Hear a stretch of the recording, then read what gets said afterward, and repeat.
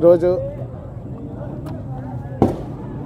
5 సంవత్సరాల నిరీక్షణకి 11 సంవత్సరాల జన సైనికుల యొక్క కష్టానికి ఫలితంగా రాజానగర నియోజకవర్గ ప్రజలు నాకు నియోజకవర్గంలో శాసనసభ్యులుగా గెలిచే అవకాశం ఇచ్చి వాళ్ళు ఆశీర్వదించారు.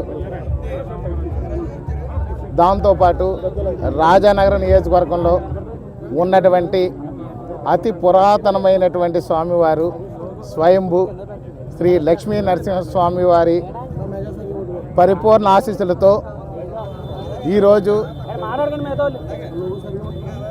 ఎమ్మెల్యేగా గెలవడం జరిగింది.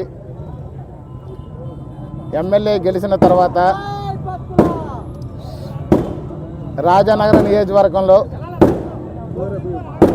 ప్రమాణ స్వీకారం చేసి రాజానగర నియోజకవర్గాల్లో కార్యక్రమాలు మొదలుపెట్టే ముందు ఈ స్వయంభూ శ్రీ లక్ష్మీ నరసింహస్వామి వారి పరిపూర్ణ అనుగ్రహం పొంది వారి యొక్క పాదాల చెంత నుంచి కార్యక్రమాలు మొదలు పెట్టాలని చెప్పి రాజానగర నియోజకవర్గం అడుగు పెట్టిన వెంటనే సొంత పుట్టిన గ్రామానికి కానీ నా సొంత గ్రామానికి సొంత ఇంటికి కూడా వెళ్ళకుండా స్వామివారిని దర్శించుకొని స్వామివారికి పానకంతో అభిషేకం చేసి 108 కొబ్బరికాయలతో వారికి మొక్కు చెల్లించుకొని ఈరోజు మా గ్రామం వెళుతున్నాము.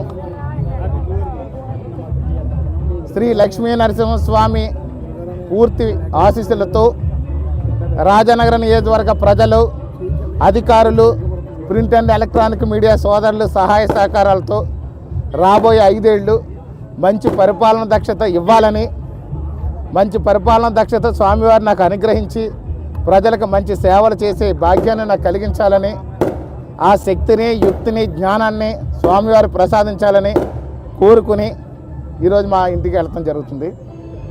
ఖచ్చితంగా రాజానగర నియోజకవర్గంలో ఒక మంచి అభివృద్ధిని చేసి చూపిస్తానని ఈ సందర్భంగా తెలియజేస్తున్నాను.